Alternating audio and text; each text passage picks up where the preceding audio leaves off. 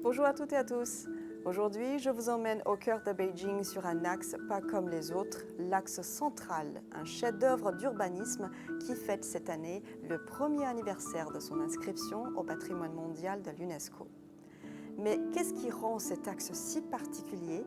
Ce n'est pas simplement une ligne imaginaire qui traverse la ville du nord au sud, c'est un espace dans lequel l'architecture impériale dialogue avec les besoins d'une capitale moderne.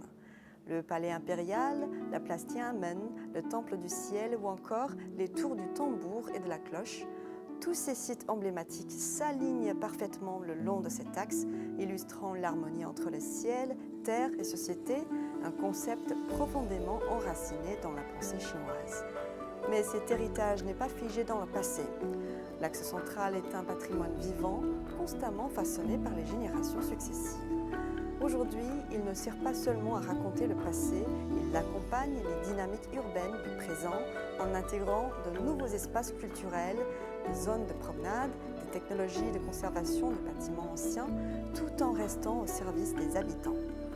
Prenons un exemple. Les techniques ancestrales de construction en tenon et mortaise que l'on retrouve dans de nombreux édifices le long de l'axe. Ces savoir-faire transmis depuis des siècles sont aujourd'hui redécouverts par les architectes contemporains. Non seulement pour leur beauté et leur efficacité, mais aussi parce qu'ils répondent aux enjeux de durabilité et d'éco-responsabilité qui concernent toutes les villes du monde entier.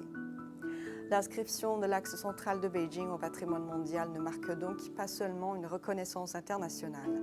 Elle offre une nouvelle perspective sur la manière dont une ville peut évoluer tout en restant fidèle à son identité profonde.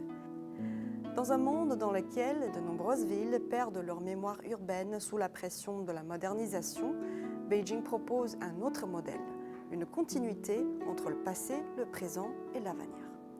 L'axe central devient alors non seulement un moteur économique, mais aussi un incubateur d'innovation et de créativité, un repère symbolique pour les habitants face aux changements sociaux rapides. Et au-delà de la Chine, c'est une invitation lancée au monde entier, à l'Afrique, à l'Europe, à l'Amérique latine, à repenser nos propres héritages urbains, non pas comme des poids, mais comme des ressources vivantes pour construire les villes de demain. Merci de nous avoir suivis dans cet épisode. N'hésitez pas à nous dire en commentaire quelle est selon vous la ligne centrale de votre propre ville